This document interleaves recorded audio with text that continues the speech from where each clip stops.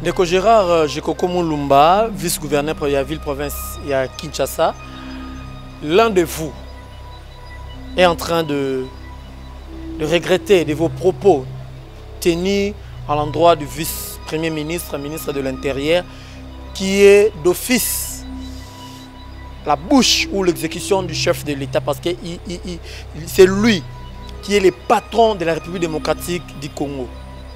Vous êtes un simple citoyen de la ville. Lui, il est le patron de la République démocratique du Congo parce qu'il s'occupe de l'interne de la République démocratique du Congo. Mais fort malheureusement, pour yo, M. Gérard Jekoko Mulumba, qui est un peu très loin, Oyo et Sungi, population penzate et Sungi pe ba kondiambo kate et Sungi pe ba oya yote ba oya yo bozalaka zalaka na bango tango nyonso Sungi pe bango te voilà pourquoi Bazak a réclamé si on dit qu'on s'excuser devant la caméra parce que tu l'as fait aussi devant la caméra. Tozala qui n'a bonne gouvernance il y a cela 18 ans passés tu aurais éviter en gros donc na présenter mes condoléances nanga na ba électeur nanga nyonso il y a circonscription nanga il y a Lukunga et aussi plus particulièrement là-bas na Ngalema toza de cœur avec Bino et Boyebi soutien to rapportera na Bino on pourra faire quelque chose pour toutes les familles endeuillées. On pourra faire quelque chose pour toutes les familles endeuillées. Ezali mauvaise gestion ya ville, tu ezali héritage oyo ibati que la biso 18 ans passés. Bon, d'entrée des jeux, ville ezali qui construit pour ne pas en fait loger ou héberger plus de 10 millions d'habitants. Moutounio Solinga ko se mettre à comme politicien, à Kinshasa, ça la politique pour Azwambongo Iba. C'est ainsi que Yango Kinshasa est tondi et causant à place Rolala, causant à politique, il y a bien pour Namboka. 18 ans passés, Yango to se retrouver dans ma Kambo, to se retrouver dans mais aussi to eba que na Kinshasa, to koye ko fanda ba place o biso tondo benga ba dienga te, mais ba bango ko fanda pembena ba dienga au mona mutoza na mbongo mais atongi likolo ya baterrasse donc eza mawa mingi tokoki ko éviter yango makambo eleki lelo eza conséquence ya makambo esalamaki déjà 10 ans passés. OVD au salam sana été parce que curage à bakaniveau ne serait-ce que salama mais en analysant la vidéo j'ai vite compris attaque kutu baterrasse on a qui curé mais quantité d'eau au ebetaki en tout cas au ekitaki nandimite que même la terrasse sur la curé qui va contenir bon et ça suite il y a une catastrophe naturelle analyse ni nous sali na mbula ba kufi et tout comme ça au cité OVD bazo ça na bango bienté mais par il y a gouvernorat provincial les années bon ndeko ngai nes omoni c'est bien beau bat ba koloba mais nazui par il y a gouverneur té moi muké to kota la moi makambango to ebinenge gestion ezalaka Kinshasa eza tellement munene que mabe o esalama au moni la plupart des sinistrés la plupart ya ba famille endeuillée eza na ba construire na ba zone à haut risque ba terrain accidenté oyo baza détenteur ya mukanda moko officialité.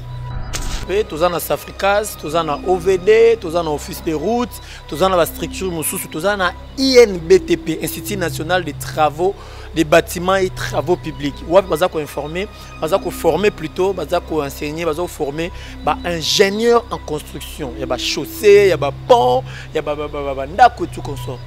Mais pourquoi pas couper sa chance? Na bilo ko na biso moko ya na institution na biso mo ya bana mboka te kotonga neti ba prince kota neti makadam ya na Matadi Kibala route nationale numéro 1 ozo relier biso na Congo central coupé par deux parce que c'est un chinois, c'est un sujet chinois qui a gagné le marché pour l'intérêt de la commission et les lots voilà ce qui est arrivé. On appelle c'est toujours la population, le gouvernement central et le gouverneur de la ville sont impliqués dans ma cambe belé au salam. Parce que au monde même Congolais est apte et habilité au salam salawana bazui pour na intérêt à bango moko bazui mbongo bapesi chinois oyo et pas na bango ou soit na mboka mususu ya Afrika ka ayo osala buzoba ayo osala te. On doit se prendre en charge tous la conscience wana.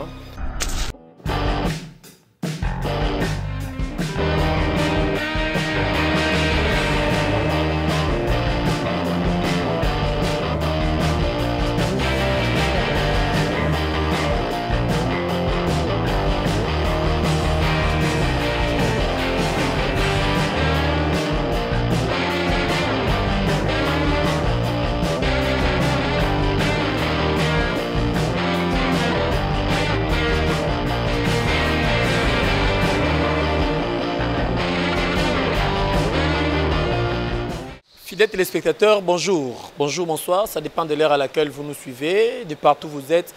Je vous dis un grand merci pour notre abonnement Nabino, pour notre message. Vous continuez au commentaire, commentaires ainsi que message in inbox venant de tous mes téléspectateurs et tous celui-là qui aiment Totonga Congo. Totonga Congo n'est rien d'autre que organisation non gouvernementale où ils ont lutté contre les valeurs, où ils ont lutté contre les individus qui ont détruire Congo, détruire Mboka na biso. Nous ne sommes pas un pays où à chaque fois qu'il y a un problème, il faut que nous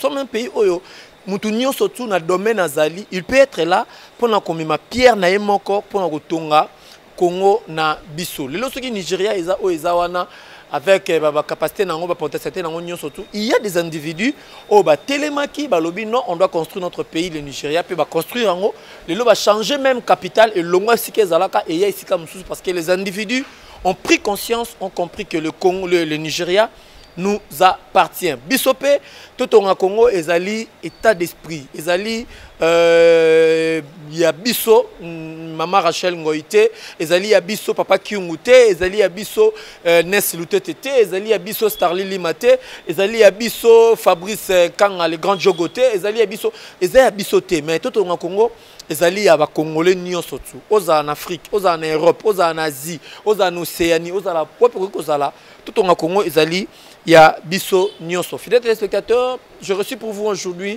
un jeune politicien avec lui, Tourobeta Masologa, Ningezala Kamena. Meni du jour, Nabiso ya Mokolo ya Lelo, toujours bien ma catastrophe, il y a Mboula, oui, Tikobete, Kobeta récemment. Toujours bien la Makambu, il y a réaction, il y a Gérard Moulumba, Jekoko, par rapport il y a nomination, au changement, il y a bourgmestre avec le professeur Kinshasa, il a réagi et il n'a même pas tenu sa langue, il a vraiment dit des choses. Et na katsamini du jour na biso wana pezali to kolobela makambu ya implication il y a France na makambu zole kana est ya pays et puis 2023 qui se pointe déjà à l'horizon, nous allons parler des élections en 2023. Ndeko Emani Kalonji, c'est Emani Kalonji qui est notre invité de ces jours. Bonjour Ndeko. Bonjour mon Amboka. Qui m'ezali? Oui, qui m'ezali, mais nakolela na pasi na motema na mamunyo so to comme na biso na vula webetaki lobby. Vula webetaki lobby batu bakufi, mais bilan jusque là bazo changer ka bilan. Gouvernement provincial lobby il y a ça 47 morts. France 24 lobby c'est au-delà de 250 morts. Tondi Milanani France 24 tout tondi Mila gouvernement provincial. Bon, biso to se tenir sur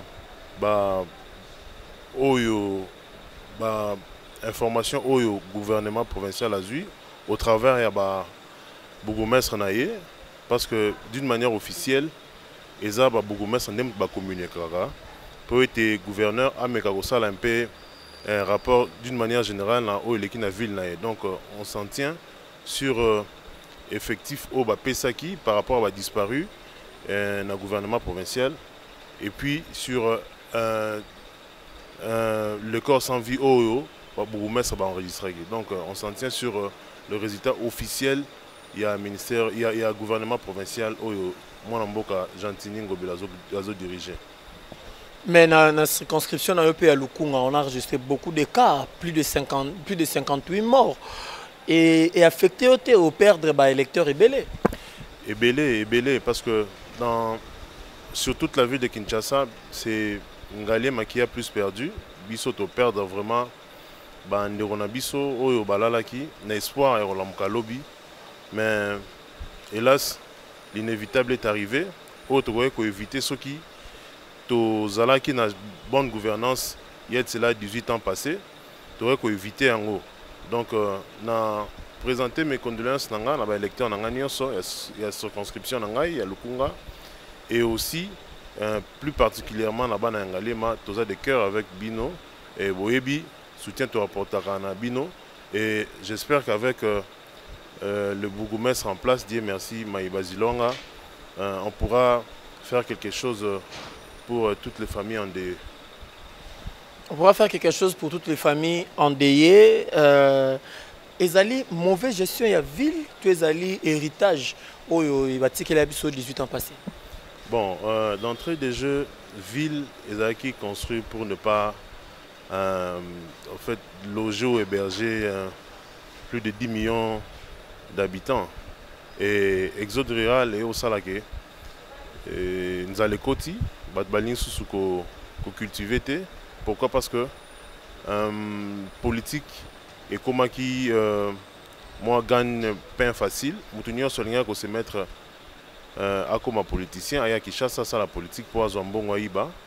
C'est ainsi que yango qui chasse tondi et kozanga place rolala, kozanga politique, il y a bien pour Namboka 18 ans passés, yango to se retrouver dans makambo to se retrouver nango, mais aussi to yeba ke na Kinshasa to koye ko fanda ba place o biso tondo benga ba dienga te, mais ba devant ko fanda pemena ba dienga au mona mutoza na mbongo mais atongi likolo ya ba terrasse. Donc eza ma mingi to koye ko éviter yango, makambo eleki lelo eza conséquence ya makambo esalamaki déjà 10 ans passés. Donc moi je m'en tiens pas na le gouverneur actuel ou soit le pouvoir en place au niveau central, mais la responsabilité est à partager d'abord biso population, mais également aussi OVD au Salam ça a été parce que curage à niveau ne serait-ce que Salama. Mais en analysant la vidéo, j'ai vite compris à Takutu, la terrasse on a curé, mais quantité d'eau au Ebetaki en tout cas au Kitaki n'indimité que même la terrasse on a sur la curé qu'on contenir. Bon, et ça suite il y a une catastrophe naturelle, pays pollué, mais qu'il y a poto pollué et conséquence ils a bissor et pourtant bisso toujours regorgé espace à monnaie auto protéger forêt na bisso protéger monde. Donc il fallait en retour bisso tous à la financer pour savoir comment lutter contre les conséquences nango. Donc le problème n'est pas seulement à Kinshasa, le problème réside dans le monde parce que le monde aime toujours subir ango bazo sala ba biloko à chaque fois bazo polluer couche ozone et c'est nous qui en subissons. Donc je réitère encore ma condoléance nangai, mais aussi na ba grande décision au niveau COP 22 na 27 pardon, RDC il faut bénéficier na fonds vert oyo ba louer na ba pays non pollués. Wana ok déjà mosika comme mabiso na ba COP 27 oizoya et tout comme ça, mais na makambo aussi salami yo mwana mboka yo kinois yo congolais par ya gouvernement provincial analyse ni nous sali na mbula bat bakufi et tout comme ça au cité OVD bazo sala musana bango bien té, mais par ya gouvernorat provincial les amis. Bon ndeko ngai Nes omoni c'est bien beau bat ba koloba, mais nazui par ya gouverneur te. Moi muke to kota na moi makambango to ebinenge gestion ezalaka. Kinshasa eza tellement munene que mabe o esalama au soko moni la plupart des sinistrés, la plupart ya ba famille endeuillée eza na ba construire na ba zone à haut risque, ba terrain accidenté oyo baza détenteur ya mukanda moko officialité. C'est vrai, il fallait notion ya ko urbaniser ville ezala, ko raser et ko beta coup de poing, mais à travers vision Akin Bopeto, tout le monde a bandé au Buka. Bandé au Buka, sur Babouki place ils ont inapproprié. Badoiseau levé, bazo aussi temps pour dire que le gouverneur a mal fait et qu'on sort. Na ko rappeler na conscience biso moko ba population, to ba place ni kotonga. Na kala te ba ki ba espace vert ezalaki pour être mon pépé kota to respirer mon pépé bien. Te ba ki pe li sous ba place ba pente ba érosion ezalaki ba ko kotonga te. Mais les loyo abri ya batu et comment partout. Dans le cadre de la réglementation, j'espère que avec le message donné par le gouverneur, à Betimbela été, union va construire d'une manière frauduleuse, base à la vraiment radier, base à vraiment détruite pour préserver la vie à Batou. Balala qui n'a pas terrain non accidenté, balamuka qui peu importe mai nenge kotaki na bandaku, mais quand même balamuka qui. La plupart des cas au moni écoulement et salami, c'est parce que tongi na isika il fallait pas batonga. Donc na pesa na betambela na biso bakinois ceux qui tomeli eloko to boaka biloko na cité. Conséquence nango lisu yango wana. Conséquence ya kozanga koyeba ya koizanga koyoka ya kozanga kolanda oyo mibeko lobi na domaine ya kotonga bandako. Donc mutu nyonso azana besoin tonga ndako alekana on va officiel baroyebisaye ndenge nini na kotonga ndenge nini ya kosala ba terrasser totali même na ba quartier na biso ba bandal totali ba kitambo totali bangalima au mona na kala ba mapango zaka plat mbule beti mai bimi libanda mais lelo yo ekomi mapango ekomi na c'est ba vidéo comme likolo. Pourquoi? Parce que tous ont matiti to boka libanda tous ba té conséquences nango après. Donc responsabilités à partager. Mais comme on ne peut pas se plaindre lorsqu'on gouverne, et j'espère que moi, faute mouké, les alliés n'angambou ya dirigeant, mais se rattraper, et peu importe où tu comme la biso.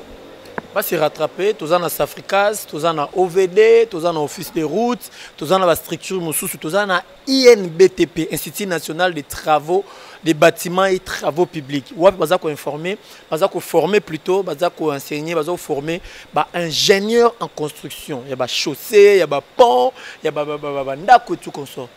Mais pourquoi pas couper sa chance na biloko na biso moko ya na institution na biso mo ya bana mboka te kotonga neti ba prince kota neti makadam ya na Matadi Kibala route nationale numéro 1 aux reliés biso na Congo central coupé par deux parce que c'est un chinois, c'est un sujet chinois qui a gagné le marché pour l'intérêt de la commission.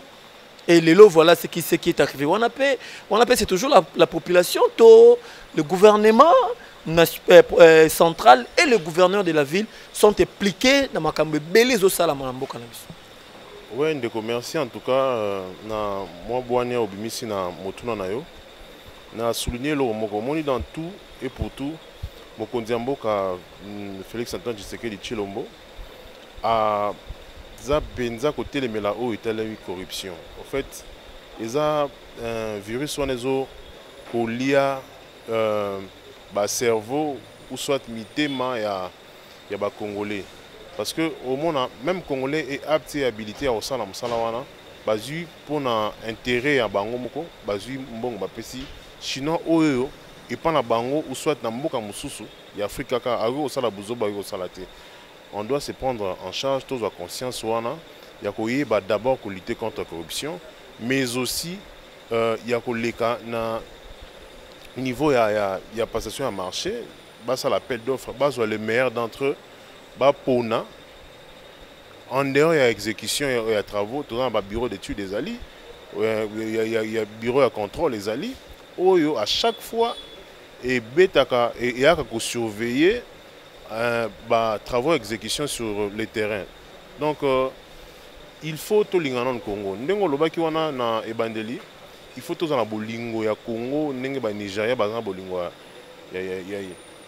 ya mboka na bango. Soki Nigeria comme o ekomaki c'est parce que ba lingaki ekolo na bango. Biso pe lokola to lingana no avant tout dans la mboka musuté to na Congo talambu le beti.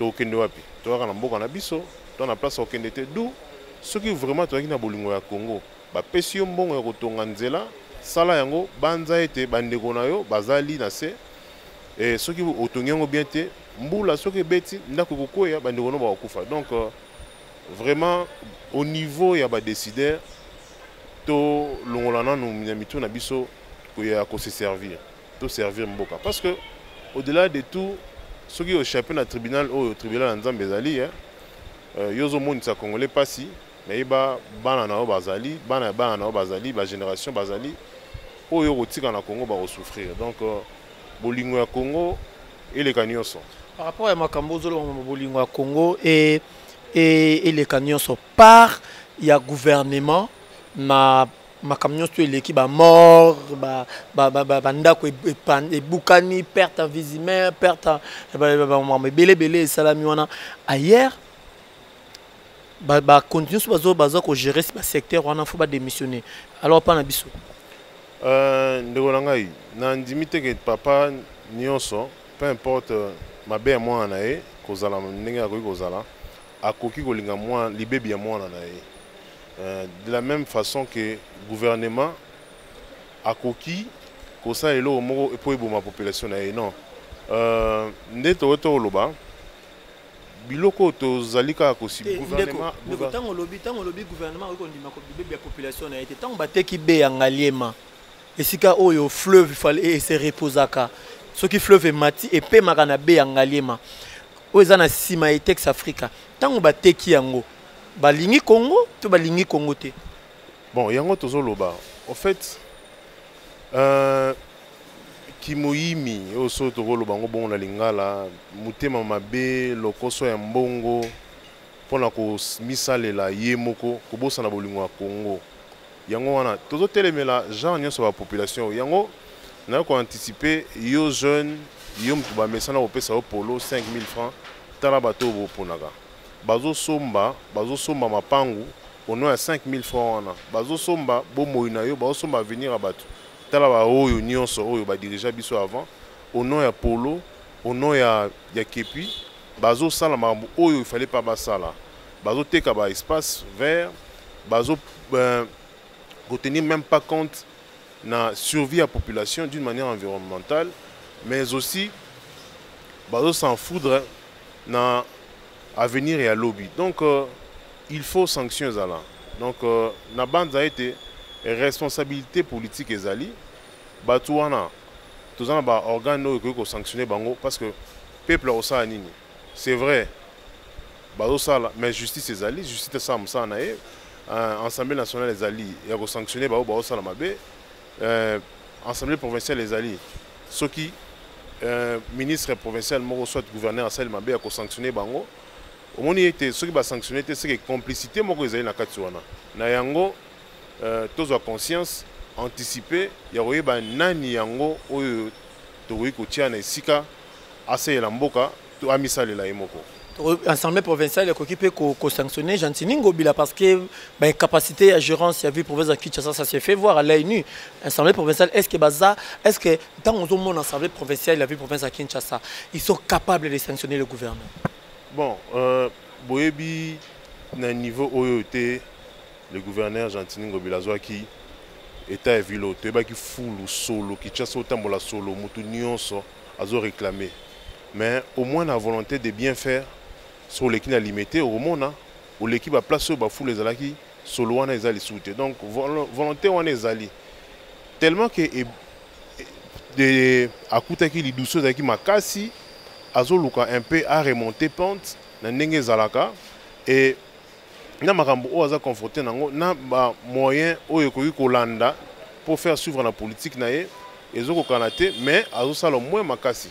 Moi je pense que na ko comparer ba temps oyo asali na temps Kimbuta asali on peut dire que soki azali na place oyo da salaki bang ngonga oyo mo prédécesseur nae asali akokai ko bongisa ville mieux parce que nazo mona na ngamoko na tambolaka na mona ville les autres un peu propre si je peux le dire ainsi bazo komba butu moi so tamboli obimi na bumbu selemba uyaka na gombete okomona ndenge bazo tonga ndenge bazo kombola volonté de bien faire ezali mais accompagnement à population ce qui réellement mon mboka Gentini Ngobila a resala mabe mais c'est avec interpellé parce que ba élus provinciaux bazape bazo baté bazo tala quand même bazo bi oyoyo et simbité na likambutel bakino bazo lela to bengisa ye to sanctionner mais ce qui est okomate c'est parce que dans la réalité des choses na mandat ba pesi bango na misalo ba pesi bango pour ko contrôler batali était na bilan na ye par rapport à ndenge makambo zalaki aza quand même komi bunda pour être arrivé dans ndeko emani otambola na moto kate boye dans otambola na moto opesa biso bilan il y a 3 ans depuis que Gentini Ngobila est à la tête de la ville province de Kinshasa. Bilan il y a 3 ans, opération zéro trou. Pour bandaka bande bandeli banda ya kota kiti lelo 3 ans opération zéro trou. Opesa biso bilan na yango bisika nini oyo tambolaka o dendité. Ndeko Nes na banza été na otoloba makoki soki ezali na oyo na yebi na bomoto ya gouverneur Gentini Ngobila ako partager ou ako diriger enveloppe allouée dans chaque secteur de la vie provinciale. Na Ngobila azozwa mbongo ekisengeli otuninga motuna nazo répondre yo talaka avenir Kikwiti avenir on etikala ozalate surtout que d'abord en termes ya bongo avenir on etikala ozalate tebi kezalaki nzela moko nzela kutezaki te libulu ozu elengesa yaki érosion mais na vouloir ya bien faire ya mwana mboka Gentini Ngobila atelemi alobité il faut bandeko na ngai bana ba population ya Kinshasa bazwa quand même makadam to nzela bien pour être batambola nyesengo nyonso soki otali toko kitana sur le terrain banzeleze ebele bana kisenso bayebi route de la paix ezalate mais na initiative ya mwana mboka Gentini Ngobila azwi likanisi wana asali plus banzela oyo ezalate mpona makanisi ya zéro tour eza gestion nationale tobosana te ke ville province ya Kinshasa eza na des aspects juridiques aza d'abord ville ape province et makanisi ebele ekoki kozwama niveau central et que ezowumela mpona exécution na nsima bakino bakoyeba wana te baloba toujours Gentini Ngobila nzela national numéro 1 bukani eza na ba attribution na été mais quand même azobunda na o etali gestion na ye na o etali ba capacité na ye asala auto ikosala ville eza munene makambo eza tellement belé ba moyen eza mukie na oyo ya mukie azozwa azobunda tant soit pe à part ba dolongolo miso oyo baza kotala baza ko envier poste na ye ba oyo ba ebi même gestion te baza causer koloba mais nani azako ko envier poste na ye ministre intérieur a changé ba bourgmestre et créer problème aux au courant nango bon wana na respect nyonso oyo un vice-gouverneur a kozanango à l'endroit ya vice-premier ministre de l'intérieur na sengi na mwana mboka Jekoko Mulumba a meka mpe ko zonga sima o wana za mokonzi na ye toza biso nyonso ba intellectuel toyebi ke mokonzi ya intérieur aza vraiment likolo makasi mode de collaboration na premier ministre na président de la République etali soki mokete un vice-gouverneur ou soit un gouverneur akoya ko retenir langue na ye bon abimisi aya kosala meya culpa na ye aza mokonzi na ye parce que na loi ya ETD epesi ye ndingisa te aloba bongo en tout cas aza mutu peut-être asalaki yango sous émotion tosenga na ye vraiment a présenter ba excuse na ye pas autorité na ye asalaki yango sous émotion ye pe nous a d'accord na niveau Gérard Mulumba Jekoko akomeli vice-gouverneur ya ville province ya Kinshasa ba émotion ko tinda ye à réagir ba émotion bon d'abord ya za molobeli ya peuple to ebiye azala toujours côté à peuple. Mais aussi, ils ont un contexte nini, ils sur le terrain, et je ne sais pas, ce qui est le nini, à côté on attend, on a pas été, avec un peu pour réagir de la sorte. La bande a été d'une manière peut-être officielle ou soit d'une manière officieuse à remettre un peu au bon sengo. Même bateau nous sommes en abisso, n'andimite bazaki d'accord na ba propos na tenaki en tout cas par respect et mon konzamboka par respect au ministre intérieur et que y ait aussi aza moko ya parti présidentiel aurait koloba bongo en tout cas. Ndeko Gérard Jekoko Mulumba, vice-gouverneur de la ville-province à Kinshasa, l'un de vous est en train de regretter de vos propos tenus à l'endroit du vice-premier ministre, ministre de l'Intérieur, qui est d'office la bouche ou l'exécution du chef de l'État, parce que c'est lui qui est le patron de la République démocratique du Congo. Vous êtes un simple citoyen de la ville. Lui, il est le patron de la République démocratique du Congo parce qu'il s'occupe de l'interne de la République démocratique du Congo. Mais fort malheureusement, pour yo, M. Gérard Jekoko Mulumba, qui est un peu très loin, et Sungi, population penzate, et Sungi pe ba kondiamboka te, et Sungi pe ba oya yote, ba oya yo bozalaka zalaka na bango tango nyonso, Sungi pe bango te, voilà pourquoi Bazak a réclamé si on s'excuser devant la caméra parce que tu l'as fait aussi devant la caméra. Ça vous dit quoi? Tant que vous avez ville province à Kinshasa, ils ont continué qu'ils allaient diriger et pas il y a bateau baza vraiment dignité à diriger une province. Ils ont salo pas si mawa regret ou quoi? Bon, la bande a été kolobabon qu'ils allaient un peu très fort, très dur. Mboka oyo eza mboka mibeko kodirige eza kolandisama selon oyo esi esalama toza na constitution na biso toza na ba na niveau provincial toza na ba edi oyo yo etambwisaka gouvernance ya ville province ya Kinshasa koloba bongo eza un peu fort mais ba émotion ya bato et qu'on mettre en doute la capacité ou la qualité pour que à diriger conformément ce qui est écrit. Bon,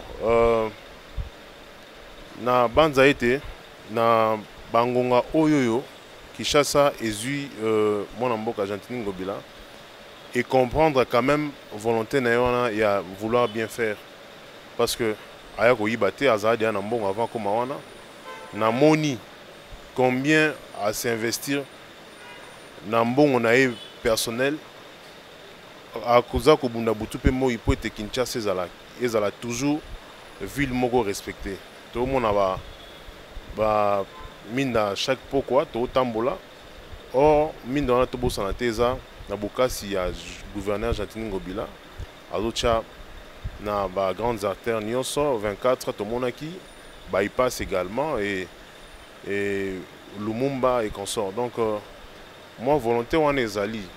En tout cas, je ne suis pas un flatteur parce que nous sommes ali dans Roloba. Mais dans plaire, on dit, balobaranda koyo, yo zola laté, moi, oye, ba place est en été. Donc, en dehors, il y a acclamé public, en dehors, il y a peut-être imagination populaire. Mais en réalité, je pense qu'il est parmi les meilleurs gouverneurs au village. Pardon? Je pense qu'il est le meilleur gouverneur parmi les gouverneurs Kinshasa à Zouaka.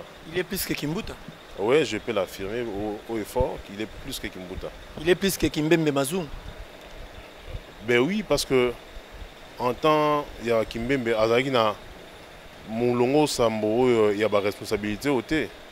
Donc, il faut savoir apprécier l'homme selon ses bienfaits et son savoir-faire. Si à Kinshasa, il est parmi les meilleurs gouverneurs et à Maïndombe? Bon, moi personnellement, on a comme Maïndombe, oh non, on a habité. Et franchement, je ne me suis jamais rendu là pour juger gestion par rapport à la œuvre la gouvernance. Donc je ne sais pas par rapport à l'atrocité ou quoi, mais on a habité dans un contexte tablé pour juger façon où il y a un gouvernant qui est en train de. Fidèles téléspectateurs, changeons les chapitres, nous chutons petit à petit. Il y a des journalistes, il y a des combattants, il y a des politiciens, il y a des Congolais Oyo Bakendaki na ambassade de France pour faire comprendre bango implication na bango na agression ya Est et République démocratique du Congo. En République démocratique du Congo, il y a la guerre et c'est le Rwanda qui est derrière la guerre avec les M23. Les M23 sont en train de tuer, je vous salue mon frère, les M23 sont en train de tuer, détruire nos familles là-bas à l'Est du pays. Et la France ne dit rien. La France est en train de soutenir le M23 par l'entremise du Rwanda. Et les Congolais se sont mis debout. Ils se sont dit non, non, trop c'est trop. Nous devons aller dans l'ambassade des États-Unis, rencontrer monsieur l'ambassadeur de la France et lui faire voir la responsabilité de Bango quant à ma mesure les cas na Est et République démocratique du Congo. Initiative on trouve qui on est. Ah bon, na banza tout dans mon moko oyo Zé Laurent Désiré Kabila a tiré la biso aloba été ne jamais trahir le Congo. Mais aussi Papa Etienne Tshisekedi a ça biso tout se prendre en charge. Maloba on a banza été jeune nyonso congolais nyonso sera l'aller à la muki alors que se rappeler nango. Et c'est avec Malobawana, avec ces idées-là que moi, Namboka Constant Moutamba, na dynamique, il y a progressiste na bango et opposition. On dit parce que mon kotobo santé, mon kondiamboka ça qui appelle. Alors bah qui tout chana nous, bah appétit égoïste et politique na biso pembeni. Tobunda pone kolo tobelela monguna koti na mboka balobaka na mboka na mnona biso soki moni noki belela kolonisa mambela ya mokonzi ya mboka yango na me tomoni mutu nyonso azozwa position et il faut te belo moko ceux qui se faire respecter te mutu ko respecter azate. On le répète tout haut pour dire que l'agression de la RDC par le Rwanda est vrai et soutenu par les puissances occidentales qui est entre autres la France. France, il y a un parrain numéro 1, il y a une atrocité nyons le kawana. Azo financé Rwanda azo agressé biso, ba soda na M23. Donc c'est la suite logique de l'armée rwandaise. Donc M23 ils a bataillon il y a commandement mususu il y a Rwanda. Oyo azoko agressé biso. Donc on a félicité moi na mboka Constant Moutamba ndenge akendaki kolobela en face ambassadeur wana parce que trop c'est trop. Ceux qui ont respecté biso te to respecté au PT. Il faut maintenant tous se choisir ceux que l'ingos ala ami na biso sans hypocrisie to collaborer na yo. Ceux que l'ingos ala hypocrite au collaborer na biso to obimison poisson. Donc ils a une mentalité inculquée par le président Félix Antoine Tshisekedi. Oya kolongola bobangi, omoni mutu nyonso azoloba. Ba musicien, ba joueur, arobeta ba le boachebi, azo ganga que mboka na biso za agressé par la communauté internationale. Ndaki mona mboka Denis Mukwege na journal ya TV5 Afrique a lobby était RDC, on est agressé par tout le monde. Et nous sommes agressés par tout le monde. Nous sommes abandonnés. Mboka morote azana simana biso. Qu'on ne se trompe pas. Congolais, Congolaises, Téléma, Kolandisa man appelle ya mokonzi mboka tout défendre patrie na biso. Na pesi longonya na ba jeunes nyonso yo ba adhérer na armée pour te to bundela abelé na biso parce que so ba zu biso yango. Toza mboka msuté et il faut tous à la vigilance. Place aux alliés na yebiete vigilance ezalaka toyebi bitumba oyo côté la biso en 98 sans minduki mais na bokasi ya vigilance ya population congolaise quinoise en particulier to bengana batu wana Et je sais que tout ce qui se passe à l'Est, mbala nango ya suka bitumba wana ekosila. Ndenge papa mokonzi ekolo atelemi na likanisi wana ba imboka ba telemi ba pesi maboko na ba FRDC na banda tokolonga. Tu ko rappeler lisusu que na monde entier moto moko taza na sima na biso. Tosoma minduki, balingi te tosoma minduki. To koma pour ko sanctionner ba massacre nyonso sur le Ghana Est, mais réaction moko ezate. Mais biso peut to bito kotika te, toza Soudan te o ba okabola biso ata centimètre moko te ya Congo ba kozwa yango. Biso bana ya Congo tokotikela bakoko na biso Congo oyo ya kobamba te, tokotikela Congo ya ndambu te, tokotika Congo mobimba jusqu'à ce que Nzambe o asala mokili oyo arozonga. On est allé message ya mwana mboka Emmanuel Kalonji ou azali congolais de père et de mère. 2023 élection hein? De père et de mère.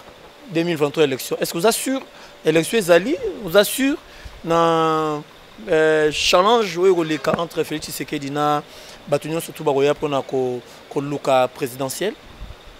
Tola la té. Le président Tshisekedi a fabriqué un moule électoral. À l'Obango et à Soké, l'élection est rosale. C'est ni à ça qui calendrier. Kalaming était à la bande le 24 décembre au banda enrôlement. Enrôlement au Rosala. Na bengi bana mnyoso yamboka ba leka na ba centre d'inscription nyoso aseni ba koza ba carte ya électeur pour été ba pona ba pona mina bango o bango ba kolinga. Mais na présidentielle ngai franchement na mon match zate na mon candidat au hôtel mais là à Kokana Félix Antoine Tshisekedi na habité sur la route wapi. Donc match zate. Sur base de quel crédit aux OPSA Félix Antoine Tshisekedi? Ndeko mboko toyebaki yango ya ba mboko biso tokoka koloba te na ba temps anciens tokoka koloba te otelemi bolobi journaliste atelemi bolobi bakokanga yo. D'abord liberté wana parce que mieux vaut nalia lipa que nalia soso na milelo. Donc liberté d'abord expression wana et de deux d'une manière concrète pardon na budget to moni to luter na budget à 3 milliards les lots to kende na 15 milliards. Donc c'est le mot ya osakanate. Donc si assis à deuxième mandat na a otika Congo dans le budget à 50 milliards. Donc je crois que déjà à travers la volonté politique wana tozo mona que même bato ba mesana oyiba ba oyiba souté na banza même yo ozo mona bato na quartier ba otoba mbongo circuler te mbongo circuler pour ani na tango kala bato bando oyiba mbongo ayibi mbongo aye apesi ba vice maman ndenge ndeko na ngai Israël alobaka apesi ba vice maman bazo panza na ba quartier nde ba mbongo circuler. Mais mbongo komi koleka à travers contrôle concomitant à IGF. On a salué l'efficacité de Gilles Lingete. Ndenge ayo osala mbongo ya l'État ezala canalisé na l'État.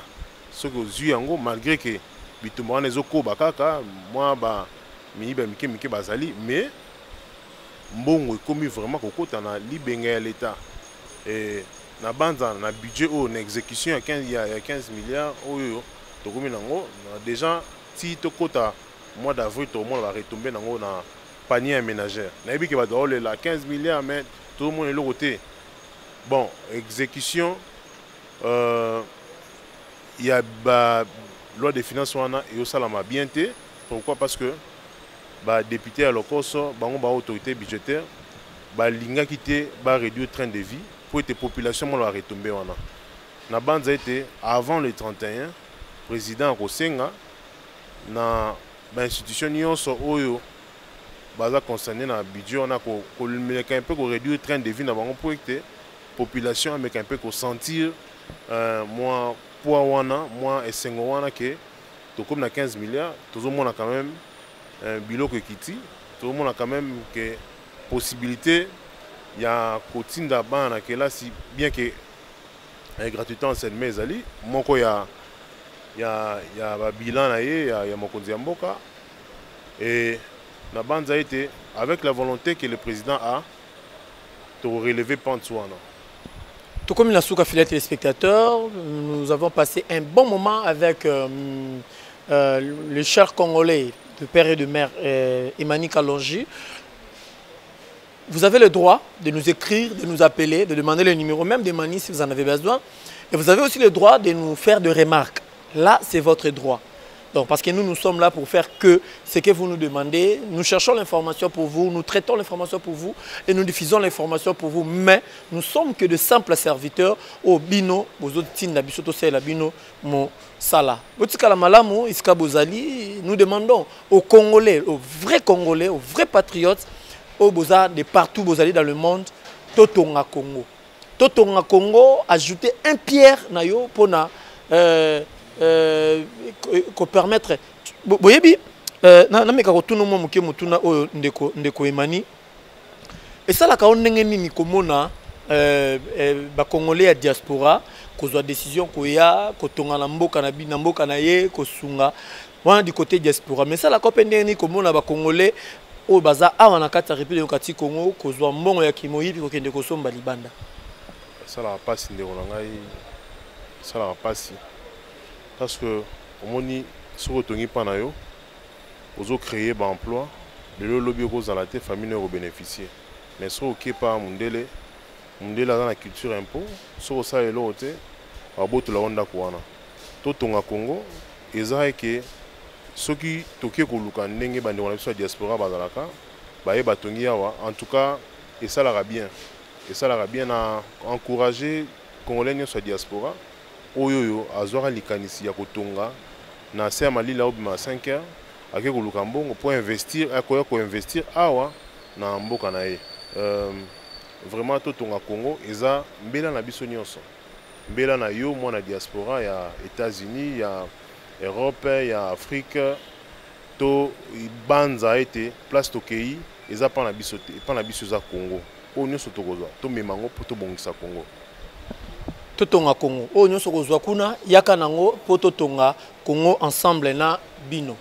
Botika la mama Rachel Ngoyi Totonga Congo. Kaka ndenge yo moko lobaka. Papa Kyungu Totonga Congo. Bino so bolandi biso Totonga Congo. Je pense que c'est là qui dernière parole na yo ya mokolo lelo.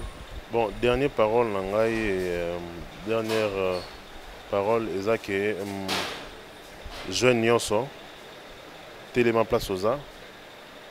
Élection zoya.